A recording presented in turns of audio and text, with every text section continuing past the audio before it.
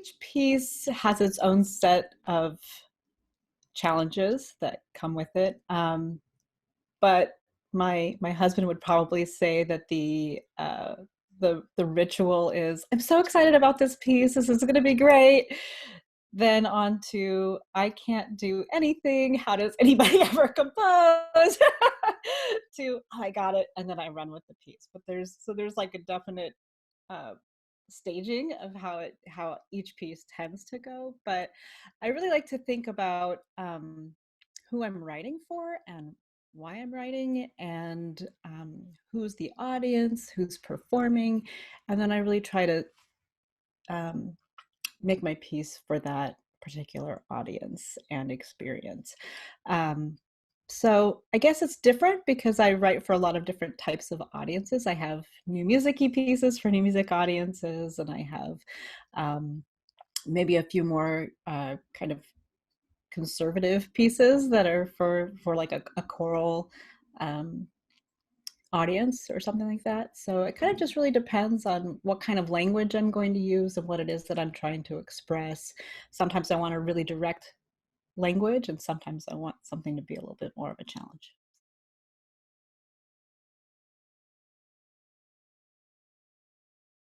I think the things that are me about pieces is the way I think about colors changing slowly over time. I really like to think about timbral shifts and how, a bassoon can turn into a violin, for instance, or how can a vowel change in a choir, so those sorts of things in the overtones shift. So I think that's something that's kind of consistent about my music. I do tend to have programmatic elements for myself as I'm composing. I don't necessarily always care if other people hear them, but they help me think about structure and how I'm going to use sound. So it's more of an organizational tool for myself. Um, and then I like a good groove. So I think that those things would be pretty consistent across my music.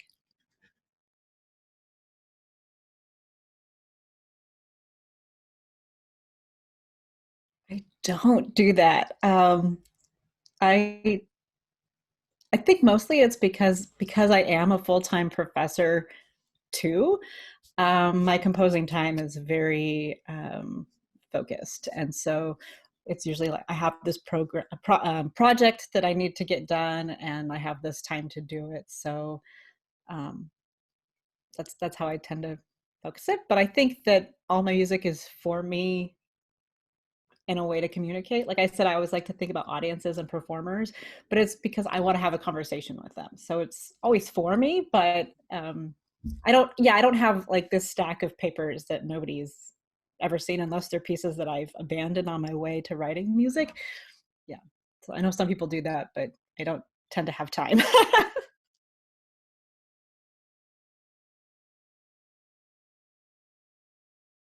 Well, usually that's for we're coming up towards the deadline, and so that's part of it. But I think there's usually some gesture that, like, ooh, that's the end, and I just have to figure out how to get there. And so once I've arrived at that moment, I'm like, yay, it's done. And usually I say, double bar, I've reached the end, but there's still a lot of details to fill in. So it's always kind of a fun um, surprise, but also and this is such a hard question. I guess it's also when I feel like I've kind of fulfilled what the piece was about, whatever that is. Like, is it this harmonic thing? Is it this rhythmic thing? Whatever, not necessarily a programmatic thing, but if I feel like I've like touched on all the elements and developed all the elements that I needed to for a piece, and that's when I say it's done.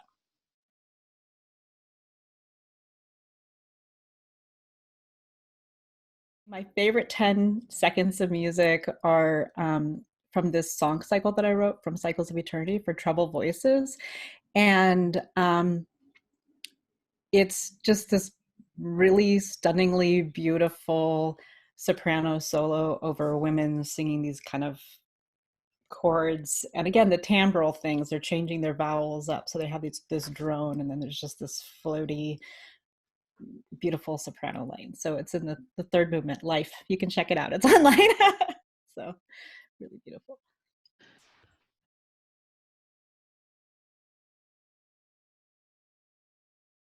Communication. Um, well, for instance, for this piece that was going to be on the festival this year, Water Sings Fire, it was written in the summer of 2018 when it was the height of the Me Too movement, and we were having the judiciary hearings, confirmation hearings, pardon me. I was a little bit angry with with how things were going, and I wanted to kind of communicate that. And the orchestra is a really great way to get all those big emotions out. So lots of sounds, lots of big emotions. And I happened to run across, I don't know, this book here. There's this wonderful independent bookstore in Portland called Powell's. And I was there and I saw this book on the shelf and it was in the kids section. So I was like, oh, well, I'll buy it for my daughter, but if she doesn't like it, then I'll read it. And then there was something about it that made me say, I probably better pre-read this. And it was a good thing that I did. But the final story is kind of the backstory to how Ursula the Sea Witch became Ursula the Sea Witch. And it was, the underlying story kind of resonated with some things that were happening in our country at the time. And so I was like, ooh, this is kind of a fun way to take a fairy tale and reflect on current times. So, and again, it was helping me communicate some of that anger that I was feeling with the world in a more productive way. So there's these brooding, churning kinds of sounds that I have really low in the orchestra, and it was kind of my internal grumblings,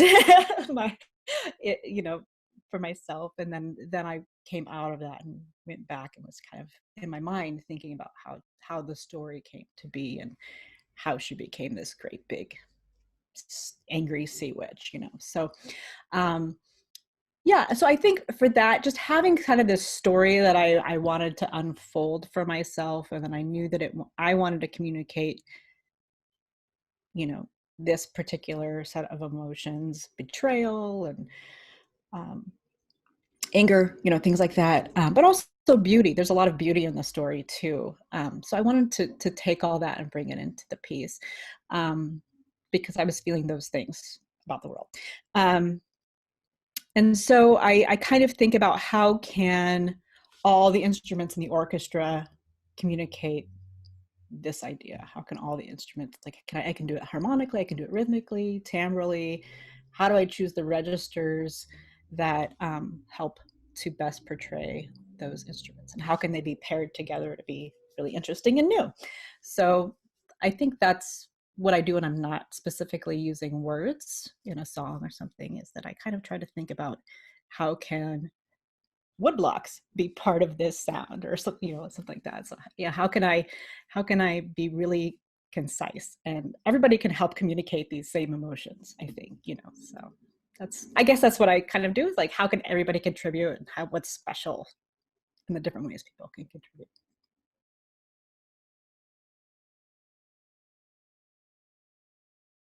Well, I think it was always going to be a teacher of some kind. So I probably would have been, I don't know, a high school teacher, or I don't know. I mean, I started college as a biology major.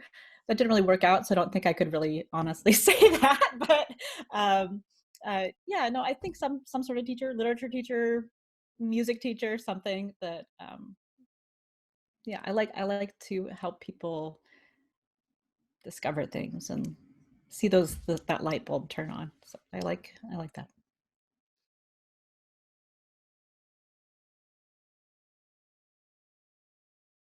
Teaching definitely impacts how I think about things, because you have all these conversations with young people and they're bringing in their ideas and you're like, wow, I never thought about that before. And you can bring in, you're bringing your creativity. Like, teaching is a very creative endeavor too. How do you construct something that's going to make sense for a student? So, like, and I was really missing that when we weren't face to face anymore this last spring. Just those energizing conversations. Not that I'm, taking my students' ideas or anything, but it's just, being together and talking through things and hearing what they're talking about. That I feel that's really invigorating, and they bring in new music I've never heard before, and that's always really exciting. And um, you hear some groove that you've never heard before, like, wow, that's really cool. This is a new timbre I've never heard before. So I think it's um, that part of teaching is really does contribute positively to teaching. I'd say, you know, grading part writing assignments does not contribute as positively to my composing, but it's just part of what I do too. So everybody, most composers, I have to say, have to have some sort of day job, and my job happens to be teaching. So yeah, and it can contribute positively to composing.